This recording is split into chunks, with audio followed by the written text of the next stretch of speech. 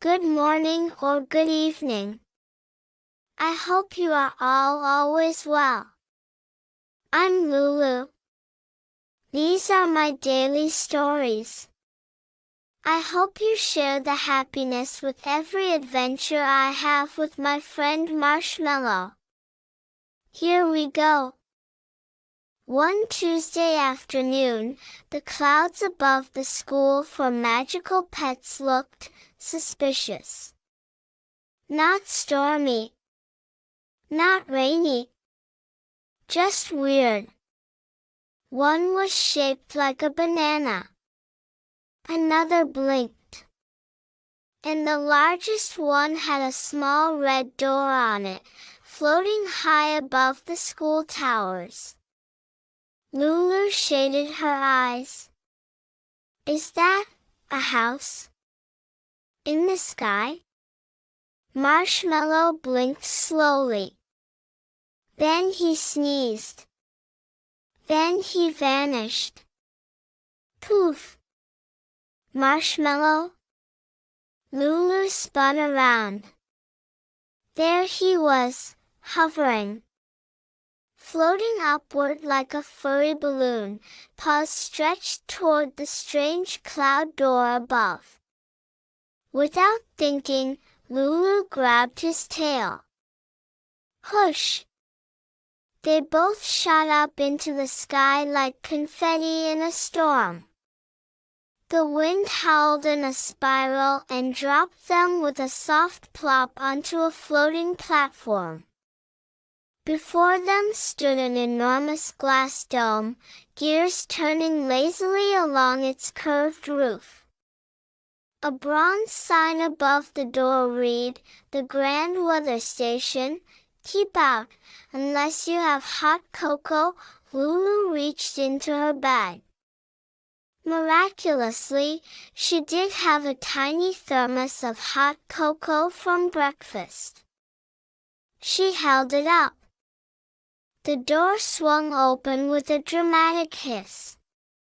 Marshmallow meowed like, of course that worked.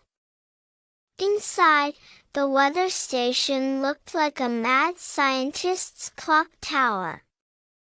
There were levers, dials, and blinking buttons everywhere. Rain clouds sat in cages labeled April, snowflakes swirled inside giant jars, and little wind sprites buzzed around like bees. In the center of the room stood a chair with a big red lever next to it. A note on the lever read, "Do not pull, unless there's a weather emergency. Or you're bored." Naturally, Lulu pulled it. Everything went bananas. Rain fell on one side of the room. A blizzard hit the snack table. The wind picked up Marshmallow and spun him like a pinwheel, though he landed with elegant cat dignity. "Oh no," Lulu gasped. "We broke the seasons." Spring started arguing with winter.